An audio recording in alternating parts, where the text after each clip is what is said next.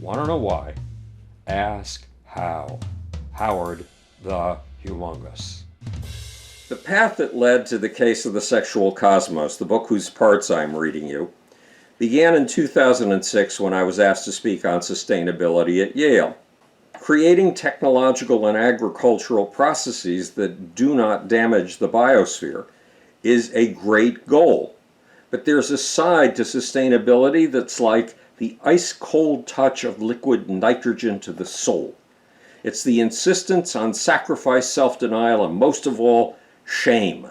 The insistence that we stop our exuberant creativity, despise our technology, and crawl back to a new Stone Age. So my Yale speech was not the praise for sustainability that the occasion called for. When I phoned the conference organizer to tell him what I wanted to speak about, he nearly fell off his chair laughing. Fuck sustainability.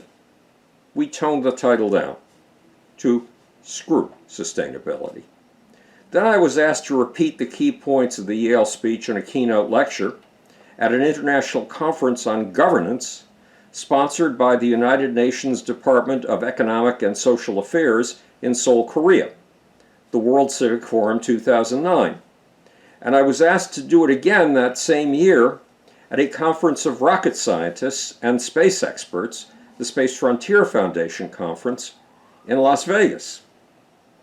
The path to the case of the sexual cosmos was pushed a step farther in 2010 when three of Pakistan's leading industrialists gathered on a conference call to meet me.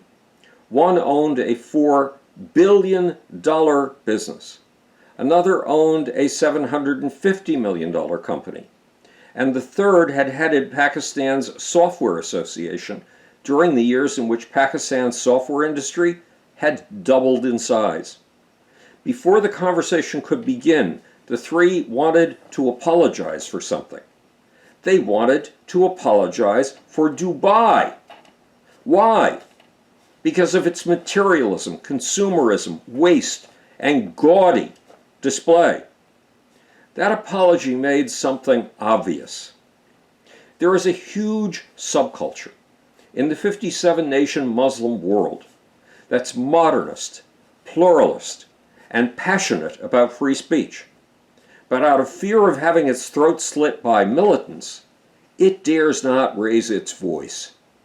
Dubai speaks up for that subculture outrageously, courageously, not with words, but with architecture. There's the 163-story high Burj Khalifa, which has been the world's tallest building since 2009. And there's the fact that Dubai now has more quarter-of-a-mile high skyscrapers than any other city on earth, which means that there is something more to materialism, consumerism, waste, and flamboyant display than at first there seems. Architecture speaks for people without a voice. There's something related to the way here that human spirit and its aspirations reshape reality. What do the craze for sustainability and the shame of the Pakistanis have in common? Both are tied to one of the most basic questions of our time. Have we raped the planet? Are we running out of resources? And the answer is surprising. No, we are not running out of resources. We are running out of imagination. For every ounce of living substance on this planet, there are 200 million ounces of dead matter waiting to be kidnapped, seduced, and recruited into the process of life. 200 million! Wait a minute. Is the hulking quantity of raw stone and magma beneath our feet really raw material for living things? Isn't that just more of the rape and pillage philosophy with which we have perverted nature and polluted the planet? You be the judge. At this very minute, 12 miles beneath your feet and mine, bacteria are turning granite and basalt into food and fuel. Bacteria, chemolithoautotrophs, are turning raw rock into resources. They are turning barren stone into the stuff of life. Are bacteria profit-maddened capitalists? Are they rapists and plunderers? Or are they nature? If it's true that we are smarter than bacteria, then why don't we see the potential of the rock on which we stand? Why are bacteria doing more creative R&D? Why are bacteria doing more to expand life's sway, the realm of cells and DNA? Why are bacteria doing more to green and garden the place? It's simple. A false concept of nature is leading us astray. One more thing. We have invented environmentalism and are using it to save other species, something no species before us and no civilization before us has ever achieved.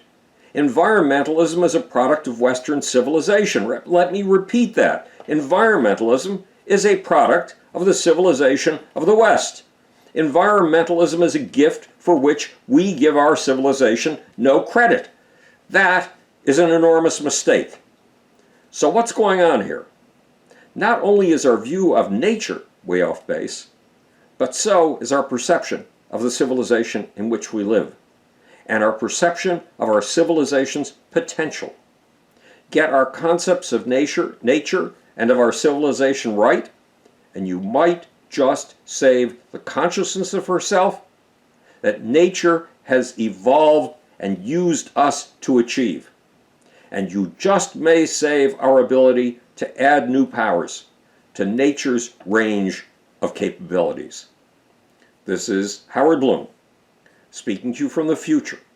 It's your job and my job to make, or, want to know why? Ask how. And now for that infamously awful, sleazy, slimy, sneaky little off button.